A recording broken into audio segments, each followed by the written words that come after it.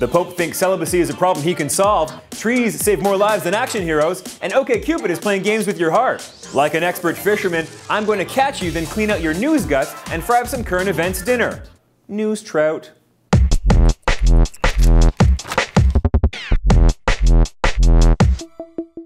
First up, an Italian newspaper doing a story on sex scandals in the Catholic Church quoted the Pope as saying he wanted to solve celibacy. Yep, it's true. The Pope said that the requirement of celibacy was actually a problem in the priesthood, and then he added that there are solutions and I will find them. But I don't think that's gonna get it done. What about a blowjob? The comment came after the Pope shared shame and disgust with the child abuse scandals that he calls a leprosy in his house, something he wants addressed and corrected. So we may see some major positive changes in the requirements of those taking holy orders, which I think is pretty cool.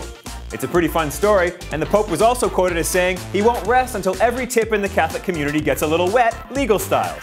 More news should emerge next year when His Holiness goes live with a campaign he's titled Solo la punta solo per un minuto, which of course translates to just the tip, just for a minute. E grazie, prego! Next up, trees are saving lives like crazy. How many lives, you ask? Scientists estimate the number to be around 850 people a year. Boom! Nicely done, trees. Yes, indeed, according to a study in Environmental Protection, an eco-journal, trees not only saved over 850 lives in 2010, they also prevented over 670,000 cases of acute respiratory syndrome. And trust me, there's nothing acute about it. A zinger! I apologize. As they respirate, trees remove air pollutants like nitrogen dioxide, ozone, sulfur dioxide, and very, very fine particles. And even though that only accounts for about 1% of pollutants, it's still enough to make a pretty big difference. Awesomeness. So trees are more valuable than doctors. I can't wait to rub that in the puffy, bark-free faces of all the doctors I know. In still another study, trees were actually shown to cause lung damage, so that's pretty... Wait, what? God damn it, I can't. It's not confusing at all.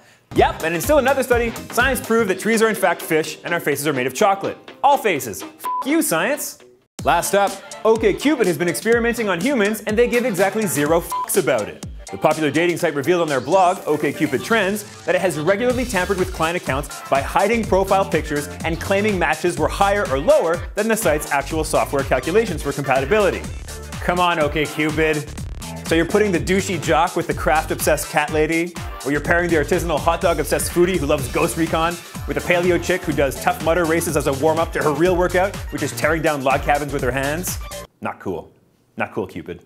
Not cool. Guys, this is the social media equivalent of trapping two people in a closet at a party so they have to play 7 Minutes in Heaven. The only results are smeared lipstick, lots of tears, and a boner you're ashamed of. To add insult to injury, founder Christian Rudder was totally glib about it too, stating, "Guess what, everybody? If you use the internet, you're the subject of hundreds of experiments at any given time, on every site. That's how websites work."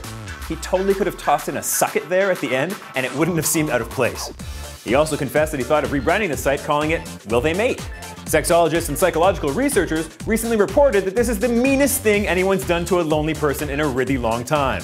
Hey, Peter, I got 3 matches. Let's see. Nope.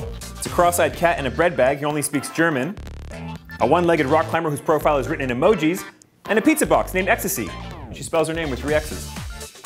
You can't win. Okay guys, that's it for the dispatch. Tell your friends you like our show. I'm Mark, and if you want to stay healthy and safe at the beach this summer, make sure you have sunscreen, a good hat, and a peregrine falcon. No one f***s with a peregrine falcon.